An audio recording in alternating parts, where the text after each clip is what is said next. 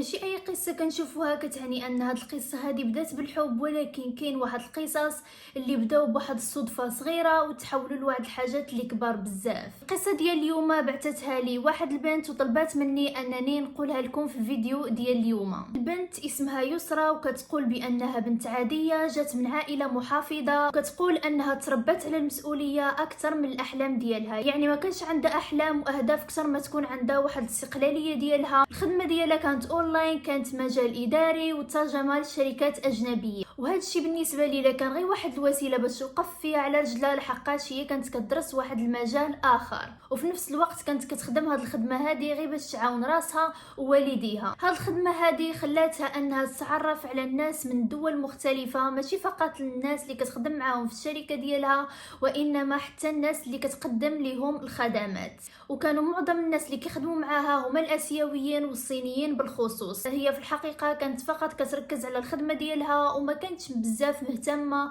بالتيم هي اللي خدامه معاه، لحقاش كلهم كانوا كيبانوا متحفظين وباردين، وكانوا فقط الى جاو كيهضروا فقط على الخدمه لا اكثر. بدا كيبان له واحد الشخص من التيم بواحد الطريقه اللي مختلفه، حيث انه كان الاكثر قرب ليها من التيم كامل، مع انه كان ايضا هادئ وبارد من واحد الناحيه، ولكن كان عندهم بزاف ديال الحاجات المتشابهه بين بعضياتهم. يعني الشخصيه ديالهم كانت متقاربه بزاف، عليها كانت كتهضر معها بالساعات وما كانتش كتحس بالملل ابدا. صافي تطورت العلاقه ديالهم حتى جا واحد النهار وقرر انه يعترف ليها بانه ناوي يتزوجها، وبانه ايضا ناوي يجي زياره للمغرب يشوفها ويشوف العائله ديالها. مع ان يسرا ما كانتش رافضه لهذا الموضوع هذا، ولكن ديما كانت كتفكر في العائله ديالها وفي ردة الفعل ديالهم، لحقاش العائله ديالها كانت محافظه بزاف. يعني بطبيعه الحال ما كانوش غادي يقبلوا ليها انها تزوج باجنبي، واختلاف الدين والثقافه كان كيضغط عليها بزاف. واخا ما كانش هو عنده خلفيه دينيه اللي كبيره بزاف،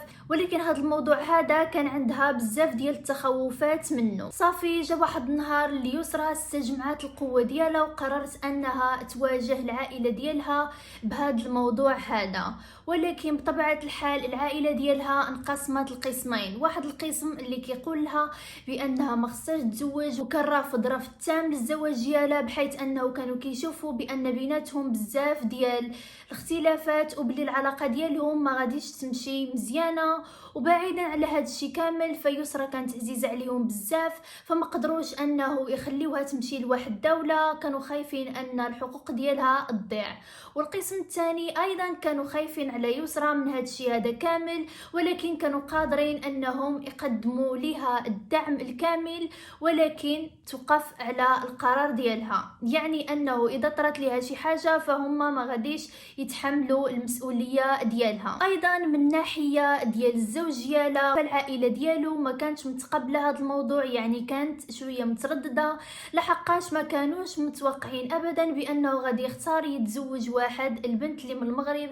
يعني هما كانوا كيفضلوا انه يتزوج بنت بلادهم على انه يمشي لشي دوله اخرى بعيده يتزوج بنت من ثقافه اخرى. يسرا ايضا كانت حاسمه في هذا الموضوع هذا، فوقفت ضد العائله ديالها، ولكن العائله ديالها ما خلاو، ما عملوا معاها، جربوا معاها جميع طرق الاقناع وما قدروش يقنعوها. هم يبكيو عليها وحاولوا انهم يخوفوها بلي الحقوق ديالها غادي تضيع الا مشات تما، ولكن يسرا ما كانش شي واحد قادر يزول لها هاد الفكره هذه من بالها، كانت مصممه هاد المره هذه. بعد صراع كبير مع يسرا والعائله ديالها، عائلتها قرروا الاستسلام، ما بقاوش عاد غادي يوقفوا ضدها، وقالوا لها سير اعمل اللي بغيتي، ولكن اذا وقعت لك شي حاجه فحنايا ماشي مسؤولين ابدا عليك. يسرا كانت مستعده لكل التبعات وما همتهاش ابدا العائله ديالها، عطات الاشاره للصيني باش يجي ويزورها المغرب، والصدمه غادي توقع حنايا، غاديش يجي فقط بوحده، وانما غادي يجيب الام والاب ديالو. العائله ديالها مني شافوه جاب الام والاب ديالو بداو كيحسوا بان الولد جدي وبانه فعلا باغي بنتهم. العائله المغربيه استقبلتهم بواحد الطريقه اللي مزيانه في الدار. الاب ديالو كان ظريف، هو ايضا كان ظريف، لكن كان باين واحد التحفظ والبرود من الام ديالو اللي غريب وماشي مبرر. يسرا لاحظت كيفاش الام ديالو كانت كتعامل، ولكن ما كانتش ابدا كتصنع باش ترضيها. يسرا عرفت بانه اذا بغات تندمج معاهم خصها تكون على طبيعتها. بداو في الحوار بخصوص الزواج ديالهم وكيفاش خصو يكون، وبداو في مسائل تحضير للعرسين. ولكن هنا فاش غادي توقع واحد المفارقه واللي هي الدين ديالو بانه خصو تيدخل الاسلام عادي يتزوجها. هنا فين غادي تصدم الام ديالو والاب ديالو لانهم ما كانوش عارفين بانه غادي يغير الديانه ديالو وغادي يرجع مسلم. العائله ديالها هنا فاش عرفوا بان نيتو جديه ديال بصح، ولكن العائله ديالو غادي تصدم شي شويه وما غاديش تكون متقبله هذا الموضوع هذا 100%، ولكن ما غاديش يعارضوه ابدا لحقاش كانوا كيحترموا المعتقدات ديال الابن ديالهم وما كانوش غادي يوقفوا ضده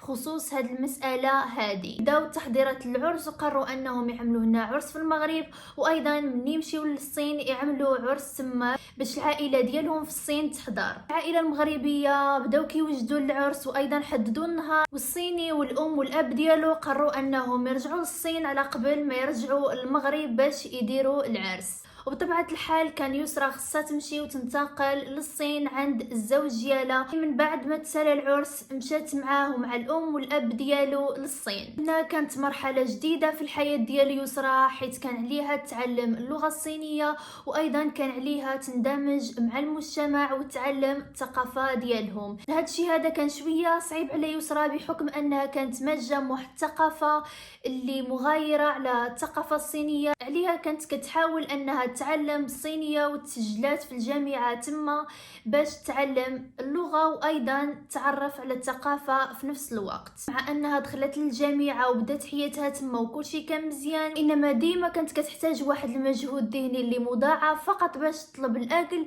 ولا باش تزور المستشفى. كان عليها دي ديما معها راجلها باش يعاونها في كل شيء. النظام ديال الحياه ديالها اليومي كان مختلف بزاف على ديال المغرب وكان كارثي نوعا ما، خصوصا انه كان عايش مع الام والاب ديالو، والام ديالو كانت صارمه بزاف عليها. يسرى كانت كتحس بانها ما عندهاش بزاف ديال الخصوصيه في الدار ديالها، ما كانتش قادره انها ترتب الاشياء كما كيقول لها خاطرها. لا كانت اي حاجه كتدخل فيها الام ديالو وكتقول لها الطريقه ديال الترتيب ديالها، واي غلط بسيط كانت كتعدلو يسرى كان كيتعرض لواحد الانتقاد وواحد الهجوم ماشي عادي من الام ديالو. وسط هذا الصراع الثقافي يسرى ما قررتش انها تستسلم ابدا، وكانت كل يوم كتحاول انها تندمج مع الام ديالو ونفس الحاجه مع المجتمع. من يسرى ولات مستقره نسبيا في الصين. يسرى كانت عامله في بالها حتى تعلم اللغه الصينيه وعلى الاقل دوز عامين في الصين. عاد تقرر انها تحمل، ولكن الصادم انها حملت بعد عام فقط. العائله ديالها المغربيه كانوا فرحانين بزاف، كذلك الزوج ديالها والام ديالو. ولكن المشكله فين غادي توقع؟ وهي ملي غادي يكتشفوا انها حامله بنت وماشي بولد. وهذا الشيء هذا غادي يسبب ليها بزاف ديال المشاكل مع الام ديال الزوج ديالها،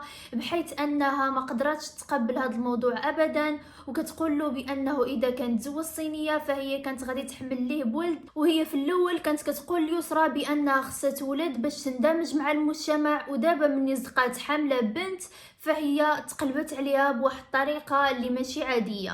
والاشهر ديال الحمل ديالها دازوا عذاب بسبب الام ديالو. الاول كان كيهضر مع يسرى كيقول لها بانه غادي يهضر مع الام ديالو باللي غادي يعمل حد لهاد التدخلات هادو في الحياه ديال يسرى، ولكن بطبيعه الحال الام ديالو ما كانتش كتسمع ليه وهو ايضا ما كانش قادر عليها. والام ديالو بطبيعه الحال بدات كتزرع له واحد الشكوك اللي كبيره في المخيله ديالو. كانت كتقول له بان يسرى ما غاديش تقدر تندمج مع المجتمع بتاتا، وبانها ما غاديش تقدر تربي ديك الطفله. يجي واحد النهار اللي الطفله ديالها غادي توقع لها واحد المشكله صحيه وغادي ينقلوها للمستشفى، وغادي ترجع اللومه كامله ليسرى بانها ما كتحضيش البنت ديالها مزيان وبانها ما كتعتنيش بها. يسرى بدات كتحس بالتغيير في الزوج ديالها، بانه ماشي هو نفس الشخص اللي جا وخطبها من المغرب وايضا تزوج بها. بدات كتحس بانه هو شخص مختلف تماما على اللي كانت كتعرف. واللي ما كانتش عارفه يسرى بانهم كانوا كيديروا ليها واحد المكيده ورا ظهرها، وكانوا كيجمعوا عليها بزاف ديال الاوراق باش يقدموهم للمحاميين ويرفعوا عليها قضيه ويديو الحضانه ديال البنت.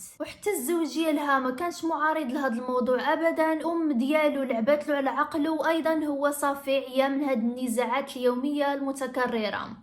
فصافي كان باغي يرتاح من كل شيء في مره وحده. وبغيتكم كاملين تجاوبوني في لي كومونتير واش يسرى غادي تقدر ترجع الحقوق ديالها ولا صافي الحقوق ديالها كاملين غادي يضيعوا. الجزء الثاني من هذه القصه غادي ينزل قريبا. كنت معكم ميهي، نشوفكم في الفيديو القادم. بسلامه.